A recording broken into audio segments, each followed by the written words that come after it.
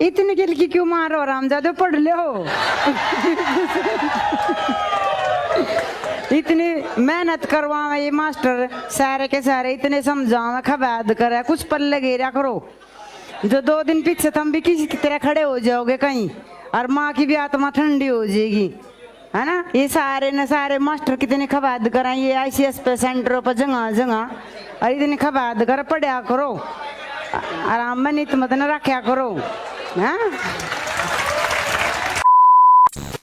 बापोली branch से हैं और आइए सर, आइए। ये इसकी मदर हैं। इस बच्चे ने 2019 में, जब पेंडेमिक नहीं आया तब पढ़ना स्टार्ट किया, फिर 20 में, आप इधर आ जाइए थोड़ा सा, तुम इधर हो जाओ बेटा। 20 में आ गया पेंडेमिक, तो फिर पेंडेमिक में क्लासेस तो पॉसिबल थी नहीं, पूरा साल लगभग बंद में निकल गया। तब वो, अभी हम नीचे जब मैंने इनसे बातचीत की तो इन्होंने मुझे बड़ा अच्छा एक किस्सा बताया।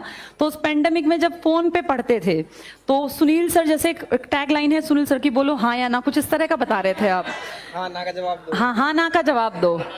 तो ये इसकी माता जी हैं, ये घर में जैसे काम करती घूमती थी, ये सुनता था, फोन पे क्लासेस लेता था, तो इनको बार बार सुनाई आता था कि हाँ ना का जवाब दो। वो कह रहे हैं हराम जादो। तो ये कह रही थी मुझे लगता था ये कैसा मास्टर है, हर बात पे कहता है हराम जादो, कि ये कैसा अजीब टीचर, और ये कैसे क्या पढ़ाता है। फिर इनको बाद में पता चला कि ये तो बात बात पे पूछते हैं हाँ ना का जवाब दो, क्योंकि वो दूर से सुनती थी। तो सुनील सर की ये एक होता है ना, हर आदमी का एक तकिया कलाम होता है, वो इनसे बार बार पूछते रहते हैं कि हाँ ना का जवाब दो, जो आपको सुनता था। अच्छा, ये फोन पे कई बार देखती थी परिमल सर जैसे कोई मिठाई लाता है, जनरली मिठाई अवॉइड करते हैं, कभी कभी खाते हैं ना, तो इन्होंने हमेशा देखा होगा कि सर मिठाई नहीं खाते, तो उन्होंने कहा मिठाई लेके ही नहीं जाएंगे, जिस दिन तू लग गया उस दिन मैं अपने हाथ से जो है चूरमा बना के और तब सर के लिए लेके जाऊंगी। और चूरमे को हम हरियाणा में चूरमे के साथ मानते हैं, भाई सेहत बनाने के लिए गर्म दूध जो है उसको हम प्रेफर करते हैं। तो ये पहली मदर है एक बच्चे की जो एक डोली में दूध भी लाई है। और ये सुबह, अब ठंड का टाइम है, वो कच्चा दूध है, गर्म नहीं हुआ, तो अब मेरे पास वो ऊपर पहुंचा था तो मैंने उसको तुरंत गैस पे रखा कि भाई बंद था, ट्रेवलिंग में कहीं खराब ना हो जाए। तो ये देखो, इन्होंने मतलब जब सर को ये सब करते देखा तो इनके मन में आया कि जिस दिन मेरा बेटा लग जाएगा उस दिन मैं ऐसी मिठाई बना के ले जाऊंगी जो सर को खानी ही पड़ेगी।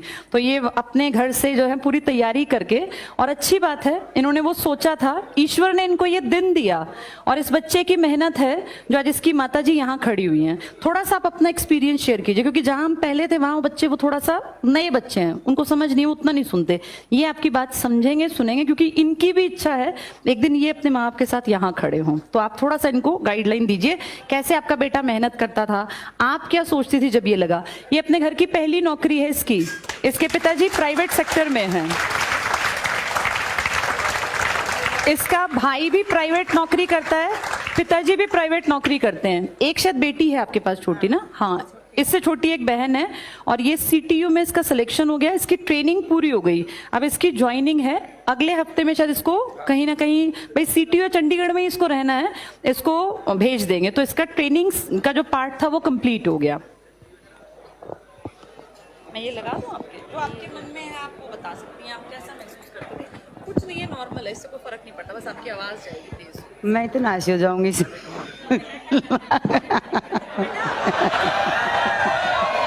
इतनी गिलकी क्यों मारो रामजादे, पढ़ लो।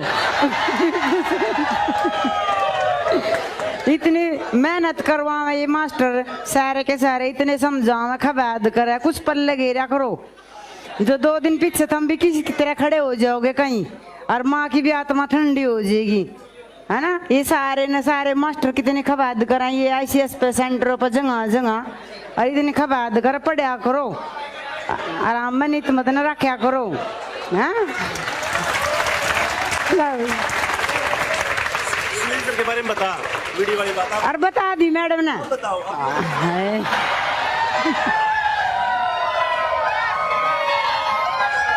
ये चुप होंगे जी भी तो। भाई ऐसा यो जो कोरोना आ गया, यो अपने उस पर फोन पर क्लास लगा कर था, यू करो, और मैं नीचे घास गारा करू थी, एक कमरा बंद कर कर अपनी क्लास ला ला करा था। तो मैं घास गैरा वहीं घर है घेर सारा एक ही जगह घास घेर दी पुरती वो फोन पे बार बार मैं सुनू थी कहता वो तेन कहता कहा ना मैं जवाब दो सवाल पूछ के और मैंने सुना था भी आराम जा दो आराम जा दो तो मैंने इन्हों पूछती मैं कैसा क्या करो भाई तुम बार बार मैं थमने कसूरवार बना आराम जा दो अगर ये मम्मी हाँ ना मैं जवाब दो इस तरह बोल रहे हैं यूं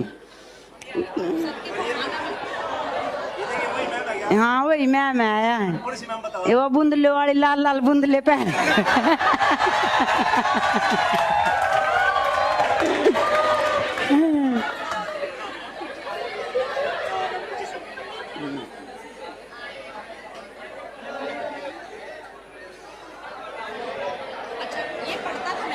घनी मेहनत बहुत मेहनत करता था ये बहुत मेहनत करा था मेरे बच्चा जैसे मेरे घर में हिसाब किताब था पूरी मेहनत करा था यो ना कोई एक पैसा फालतू खाने में किसी चीज में नहीं खोया था एन बढ़िया खबर रात में भी हम सो जा करा थे 1-1 बजे लग फोन पे ऐप भी था इस पे और यह भी ले रखी थी ना क्लास पे भी होता ऐप में भी पढ़ा था यूं देखो अब ये अपनी मेहनत कर गया हाँ मेहनत कर गया यूं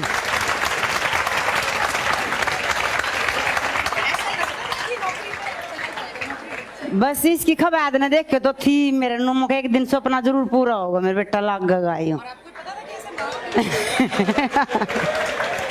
बस आगे तो कहना थारे वर्ग के दर्शन हो गए के बेरा कुकर हाँ इसकी मेहनत तई आए हाँ वे भी इस तरह किलकी मार रहे मुझे करिए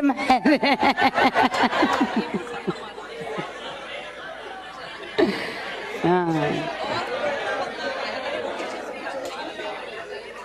आगे इन बच्चों को बताओ जरा आपने माँ के रूप में क्या देखा क्या समाज में परिवार में पड़ोसियों में कैसे इज्जत बढ़ गई एक माँ का तो सपना सब बहुत पूरा हो गया कहना का आधी तो बीमारी से कट गिनू समझ ले है ना हाँ बस जरा ध्यान कदी टांगों में पीड़ कदी सिर में पीड़ आधी तो बीमारी से कट जाए जीव अपने जाकत की खुशी हो गए हाँ खून बस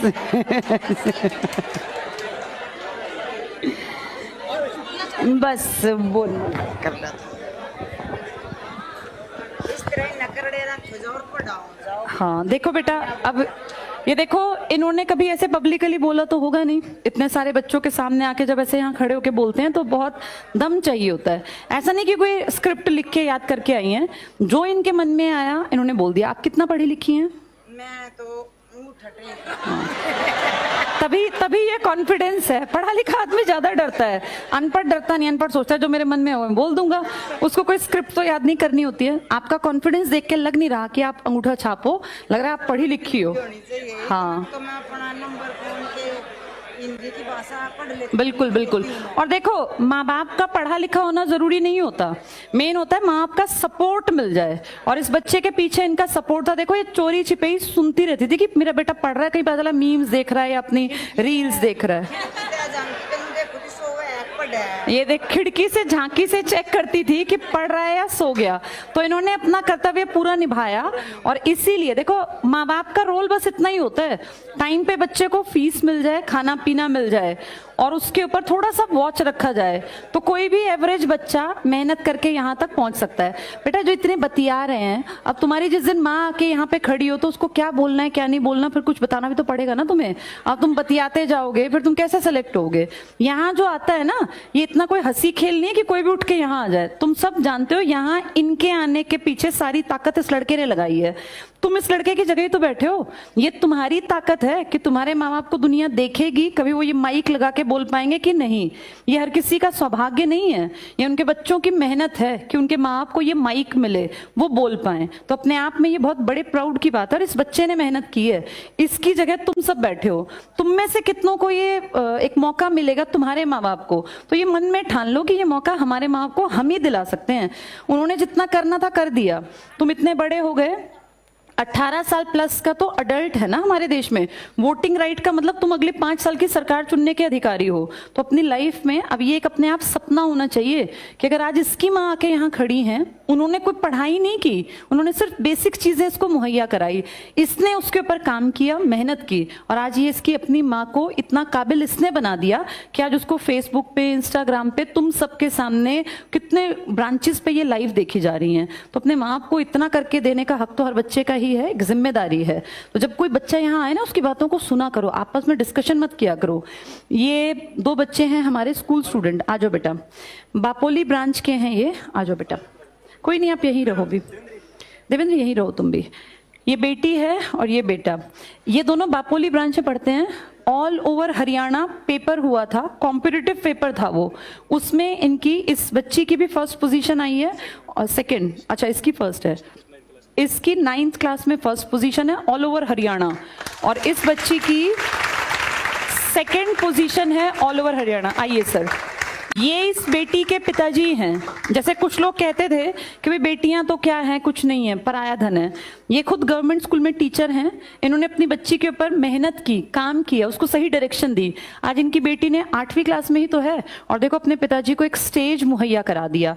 कल को जब ये मेहनत करके और आगे बढ़ेगी तो सर का नाम बहुत ऊंचाइयों तक ले जाएगी। बहुत बहुत मुबारक हो बेटा, दोनों खूब मेहनत करो और आगे बढ़ो, ठीक है। सर आप भी कुछ बताना चाहेंगे? आप कहाँ पे जॉब करते हैं? बापोली। अच्छा, तो आप कौन सी क्लास को पढ़ाते हैं सर? अच्छा, पीआरटी हैं आप, ठीक है, पीआरटी है। तो इसके पिताजी देखो, जो अपने यहाँ पे पीआरटी होते हैं, प्राइमरी टीचर्स, जो 1ली से 5वीं के टीचर्स हैं, मैंने आपको नई शिक्षा नीति बता तो रखी है, उसमें ये जो लेवल 1 है उस पे टीचर हैं। और 1ली से 5वीं क्लास तक के बच्चों का एक बेस मजबूत अगर होता है ना, तो उनको 6ठी से जाके आगे काम करना आसान दिखता है। हमारे देश में क्या कर रखा है कि सबसे कम सैलरी है पीआरटी की। विदेशों में, यूरोप में कई कंट्रीज हैं जो सबसे बड़ी तनख्वाह देते ही अपने प्राइमरी टीचर्स को हैं। वो कहते हैं कि प्राइमरी ही सबसे बड़ा बेस बनाता है। अगर बेस मजबूत है तो पीजीटी को तो कुछ करना ही नहीं होता, उसको तो सिर्फ चीजें पढ़ानी होती हैं, लेकिन प्राइमरी को एक एक चीज सिखानी पड़ती है। तो सर टीचर हैं, और जिसका फायदा इस बेटी को मिला, ये all over Haryana second position पर है क्लास 8th में, वो फर्स्ट पोजीशन पर है 9th में। तो बहुत अपने आप में बड़ी अचीवमेंट है बेटा ये। लाओ भाई, इसकी घड़ी दे दो बच्चे की, आप भी आ जाओ, ठीक है, कोई बात नहीं। इनके लिए जोरदार तालियां बजा दो, बहुत बहुत मुबारक हो, ठीक है। चलो नीचे बैठते हैं, नीचे मिलते हैं सर, नीचे ही मिलेंगे परिमल सर।